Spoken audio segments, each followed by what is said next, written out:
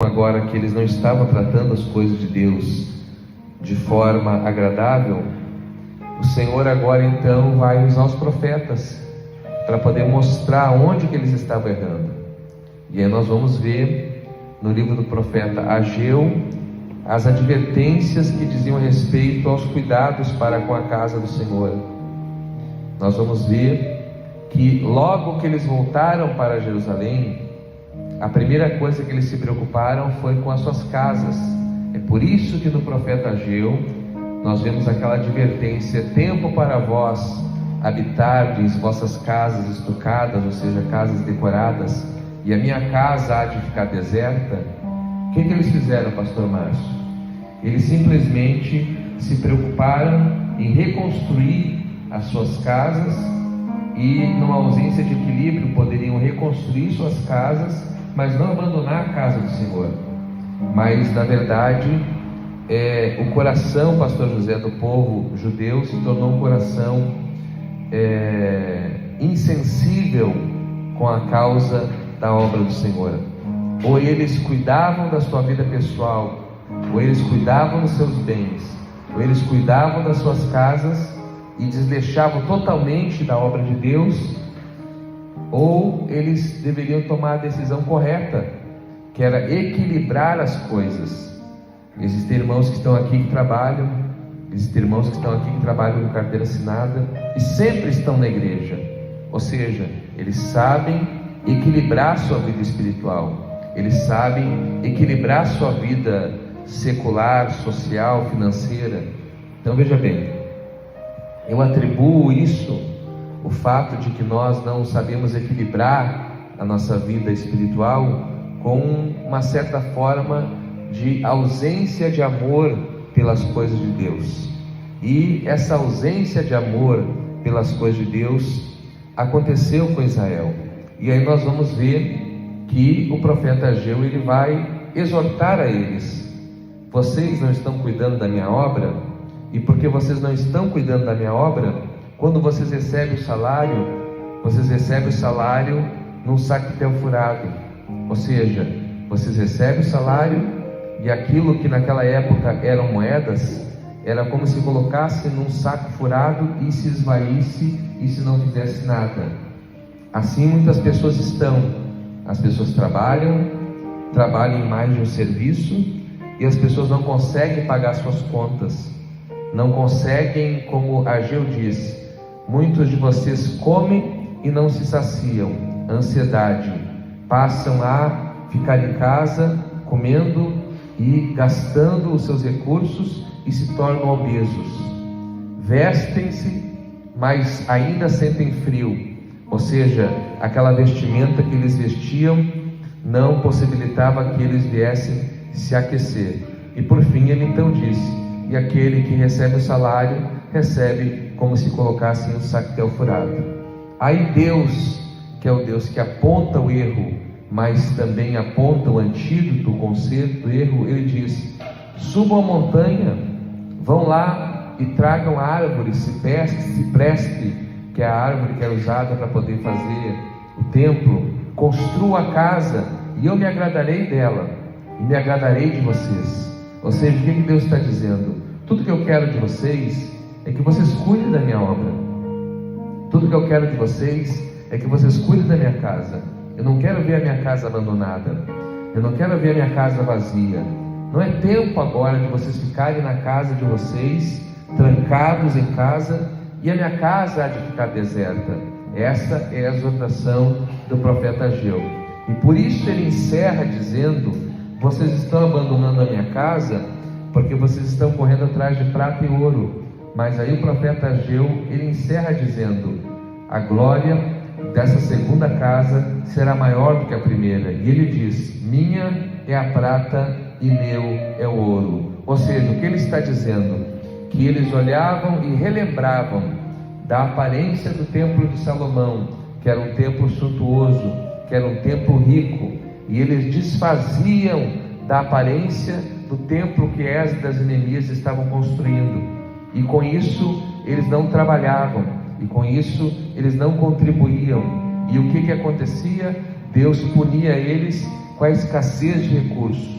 Quanto menos nós cuidarmos da obra de Deus, menos recurso nós teremos. Quanto mais relaxado nós formos com a obra de Deus, menos Deus vai cooperar com a nossa vida financeira, com o nosso progresso, com a nossa prosperidade. Isso é reciprocidade. Cuida bem da minha obra, que eu cuido de você. Não cuida da minha obra, que eu não tenho compromisso com você. Assim funcionam as coisas de Deus. E aí, por isso que Deus diz: vocês abandonaram a minha casa porque vocês estão correndo atrás de prata e ouro. Mas diz o Senhor: minha é a prata e meu é o ouro. Em outras palavras, pastor Márcio, Deus está dizendo o seguinte: vocês, ao invés de fazerem a minha obra, ao invés de cuidar da minha casa, sabendo que eu sou o dono do ouro da prata e eu dou para quem eu quero, vocês ficam correndo atrás do ouro da prata e vocês não têm nada. E aqueles que vão para minha casa, vão para minha presença, eu sustento, eu amparo, e eu dou prata e eu dou ouro. Porque Deus abençoa aqueles que cuidam da sua obra. Aí, escute só, Malaquias vai apresentar o mesmo cenário. Malaquias, que era contemporâneo de Ageu e profetiza para a mesma geração, ele vai dizer, tanto no requinte do cuidado, da apresentação dos animais que eram sacrificados, Malaquias vai dizer para eles: olha, quando vocês vêm oferecer um animal em sacrifício para o Senhor, vocês trazem o coxo, vocês trazem o malhado, que não podia, tinha que ser tudo de uma cor só. O malhado ele era mais barato. Vocês trazem o que está com a orelha cortada, com defeito, não podia ter defeito animal. Ou seja, a oferta que eles traziam era de baixa qualidade, era de péssima qualidade, era a mais barata. Todas as vezes que eles iam lá para comprar, pastor Márcio, um cordeiro para poder oferecer, um bode, um terneiro para poder oferecer, eles procuravam aquele de menor valor, de valor menos expressivo, para não se onerar, para não gastar. Era uma geração avarenta, era uma geração que não tinha cuidado com as coisas de Deus. E aí o profeta Malaquias, ele é um instrumento que Deus vai usar para advertir eles do antídoto. Veja bem que Deus nunca mostra, Gabriela, o erro sem mostrar o antídoto. Deus nunca mostra a doença sem mostrar a cura. E aí ele diz: tragam todos os dízimos para a minha casa. Para quê? Para que haja mantimento na minha casa, para que a minha casa não venha perecer, para que minha casa não venha passar dificuldade, para que minha casa venha ser sustentada, amparada. E aí o que acontece? A Bíblia diz que Deus é severo com aquela geração. Vocês não estão cuidando da minha obra, vocês não estão cuidando da minha casa, vocês estão preocupados somente com seu próprio umbigo. Mas como eu sou um Deus que ama, eu estou apontando para vocês a direção. Sustentem a minha obra, tragam os dízimos, tragam as ofertas, tragam manutenção para subsistência da minha casa. E aí, com efeito, eu que sou um Deus generoso, que sou um Deus bom, eu vou abrir as janelas do céu, para que vós venha uma maior abastança. Eu vou derramar bênçãos sem medidas, ou em outras palavras, uma bênção tal, que para que através dela vos advenha a maior abastança. E como naquela época Deus usava insetos para poder invadir as lavouras, é que ele fala ali de devorador, migrador, cortador, que eram tipos de gafanhotos que consumiam toda a colheita. Hoje não existe devorador, não existe cortador, não existe migrador, mas existem outras formas que Deus permite que o infiel seja punido.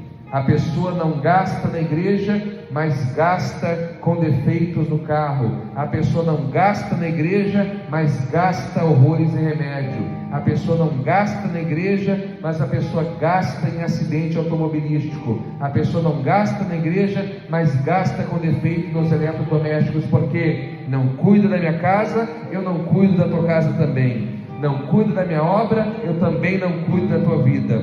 Cuida da minha casa e eu cuido da tua casa. Cuida da minha obra e eu cuido da tua vida. Quantos estão entendendo o que Deus está dizendo? Diga glória a Deus. E aí, por causa disso, exatamente via por causa disso hoje que vocês estão vendo, é que o povo estava na miséria. E aí o que acontece, queridos? Veja bem, a Bíblia vai nos dizer que Deus, Ele tem limite de paciência. A Bíblia diz que Deus é longânimo, não querendo que ninguém se perda, mas Deus, Ele também tem limites. E chegou o ponto que o limite de Israel acabou, o tempo de Israel acabou, e o Senhor diz: a partir de agora eu vou tratar com vocês diferente.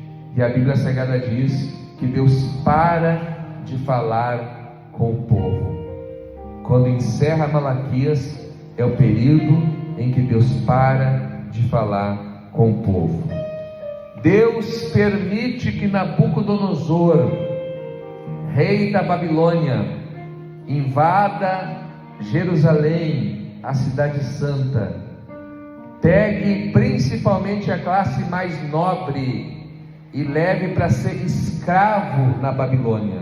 Preste bem atenção: os primeiros a saírem das igrejas, quando Deus está punindo uma geração, são os mais ricos.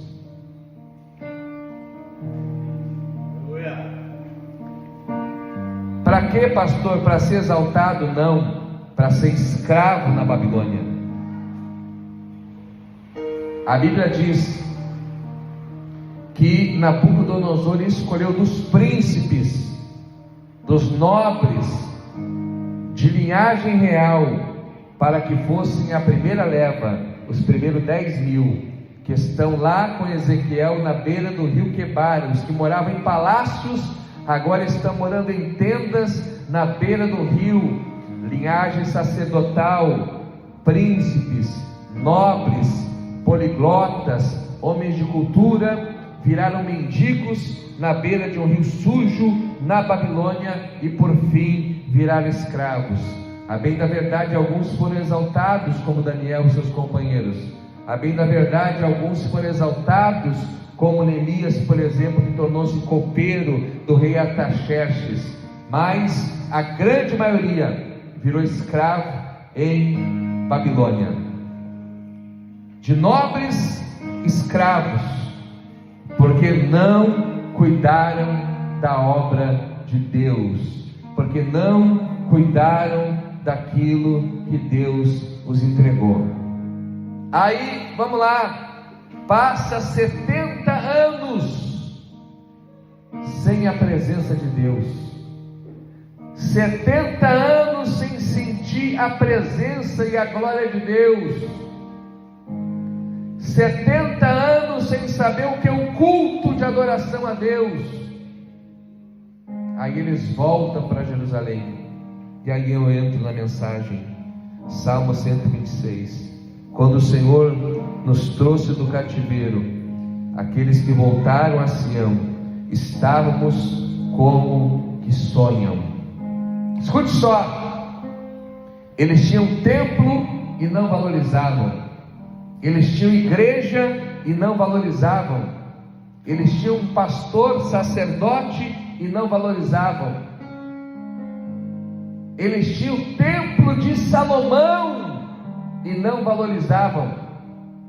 Aí agora eles ficam 70 anos fora e voltam para o templo pobre de madeira que Esdras e Neemias estavam construindo, e eles se alegram.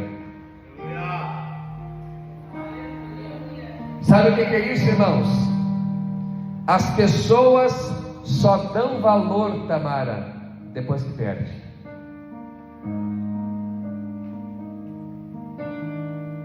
As pessoas só dão valor, José, depois que perde. E aí a Bíblia diz que eles estavam como que sonham por voltar a Jerusalém destruída em pedaços, sem o templo de Salomão e com o templo pobre de Esdras e Neemias. Verso 2 diz: então a nossa boca se encheu de riso e a nossa língua de cânticos. E então se dizia entre as nações: grandes coisas o Senhor fez por esses. Porque todo o processo da queda da Babilônia, a entrada da dinastia do rei Ciro e do rei Artaxerxes, o Assuero, como queira, foi algo miraculoso. A forma com que aquelas duas nações pequenas conseguiram derrubar a Babilônia, e como Ciro patrocinou a vinda de a vinda de Neemias para reconstruir as muralhas da cidade e para reconstruir o templo. Foi milagre. E a Bíblia diz que as nações viam a mão de Deus através daqueles homens que um dia foram nobres, um dia foram de linhagem real, mas agora a Bíblia diz que eles voltam maltrapilhos. Olha o que Deus tem que fazer.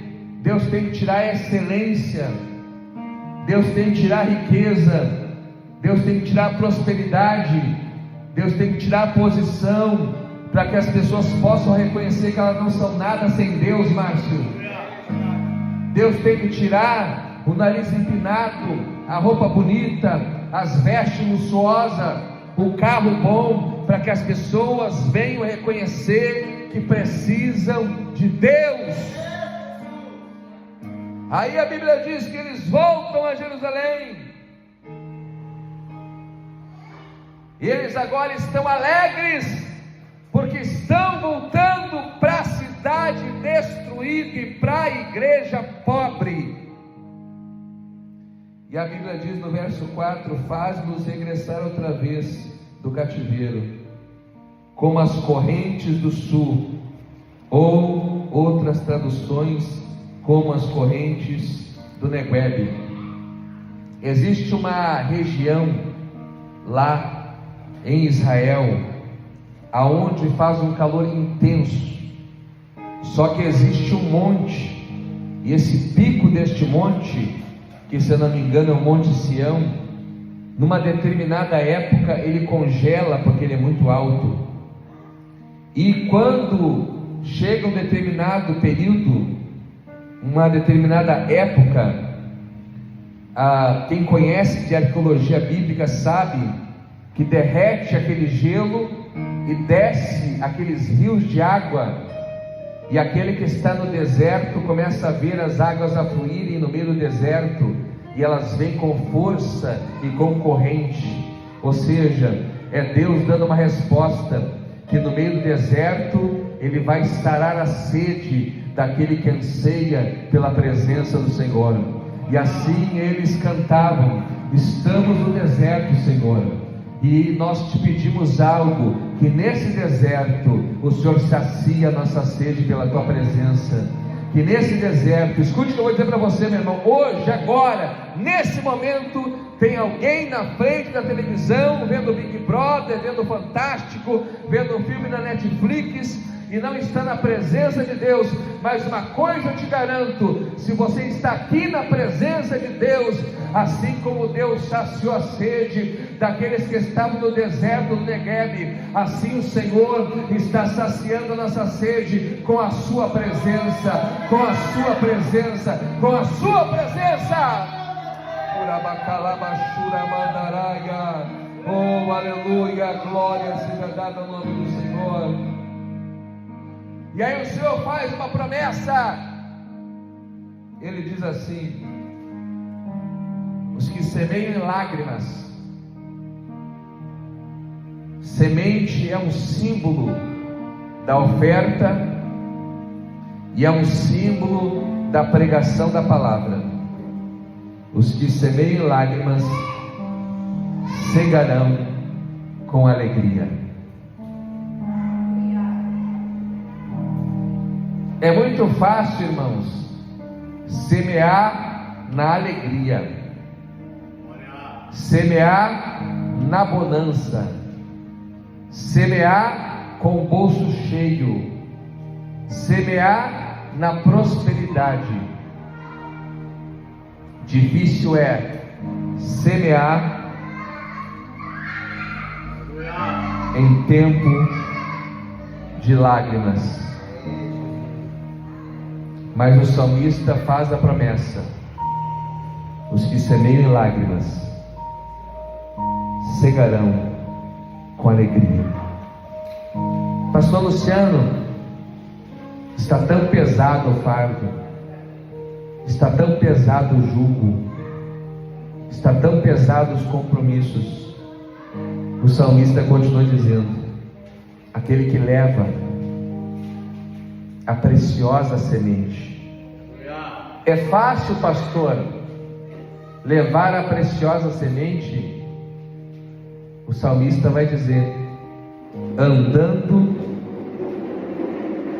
e chorando. Andando e chorando. Labacá, Urabadagashura Mandarabashura Mandaraya. É fácil pregar o Evangelho, é fácil pastorear uma igreja, é fácil guiar um departamento, é fácil buscar as vidas, é fácil manter uma obra. O salmista está dizendo: aquele que leva a preciosa semente, ele vai andando e vai chorando. Ele vai andando e vai chorando. Feche teus olhos por um minuto. Urabá kalabashura mandaraya. Pastor José, existe uma indagação aqui nessa noite: se é fácil fazer a obra, se é fácil fazer a obra. E o salmista está dizendo: aquele que é escolhido para levar a preciosa semente, ele vai, mas ele vai andando e chorando, andando e chorando. Pastor Luciano, ele chora e para? Não, ele anda e chora, mas não para. Ele anda, chora e não para. Urabacanta, Urabadagashuri anda calabashura mandarabashura mandarabashura mandaya. Feche teus olhos.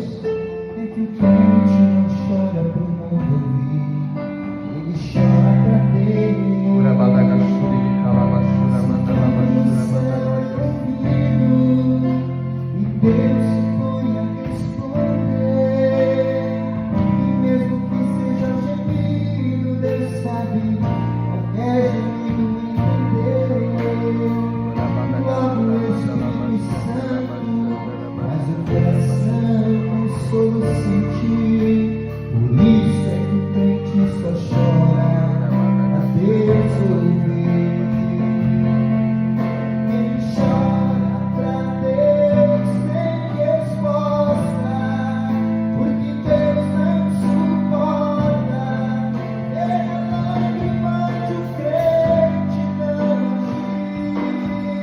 O céu se comove na hora.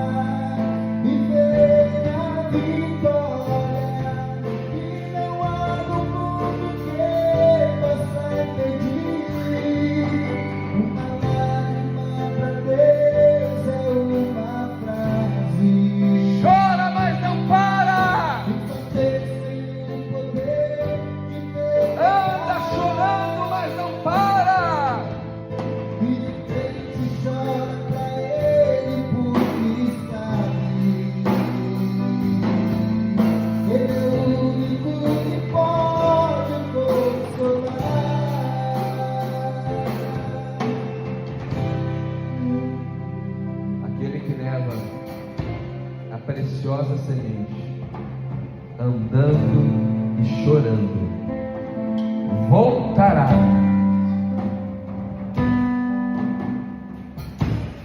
sem dúvida com alegria. Urabadagashuramanda, Urabadagashuramanda, Kalabadagashuramanda, Labashuramagaya, Uramanda Kalabadagashuramanda, Labashandarabashuramandalaya, Urabadagasharamanda,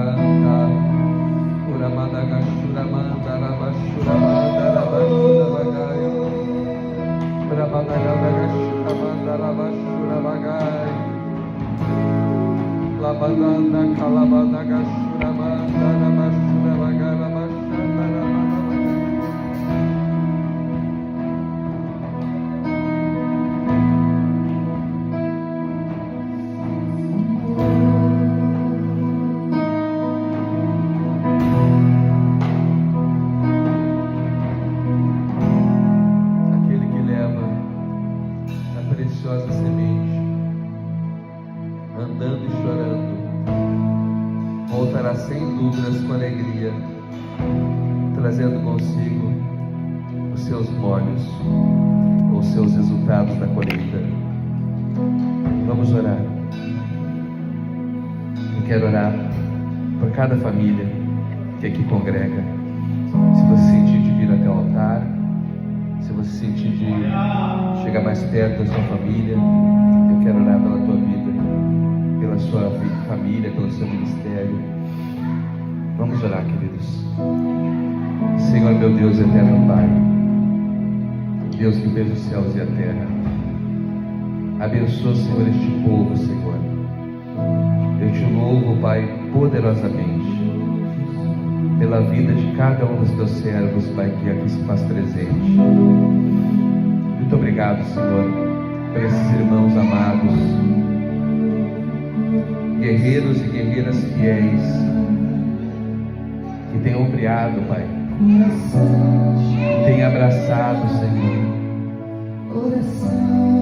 que têm, Senhor, compreendido a revelação, Senhor. Muito obrigado, Jesus. Abençoa poderosamente o teu povo, Senhor.